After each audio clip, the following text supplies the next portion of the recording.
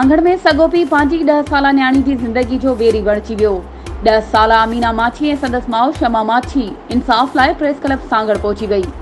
ख़बर मूजिब ॻोठ करीमदाद जुणेजो जी रहवासी शमा माछी संदसि ॾेर रसूल बख्श माछी ऐं मुड़ुस लतीफ़ माछी जे ज़ुल्मनि ख़िलाफ़ प्रेस क्लब सांगड़ पहुची एहतजाज रिकॉर्ड कराईंदे चयो त मुंहिंजो ॾेर रसूल बख्श मूं ते तशद्दुद करे थो ऐं मुंहिंजी न्याणी खे बि मारे थो।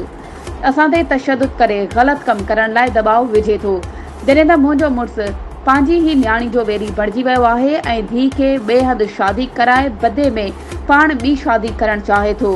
मुंहिंजी न्याणी नाबालिग आहे, खुदारा असांखे इंसाफ़ ॾियारियो वञे। मुंहिंजो मुड़ुसु लालची आहे ऐं हू कंहिं बि किरियल हरकत ताईं वञी सघे थो। असां एसएसपी सांगड़, डीएसपी सांगड़ ऐं आला हुकाम खां इंसाफ़ जी घुर कयूं था। वधीक ख़बरुनि ऐं अपडेट्स जे लाइ असांजे चैनल खे सब्सक्राइब कयो ऐं हा, बेल आइकन खे प्रेस करणु न विसारिजो त जीअं असांजी हर नई अचण वारी वीडियो तव्हां ताईं पहुची सघे।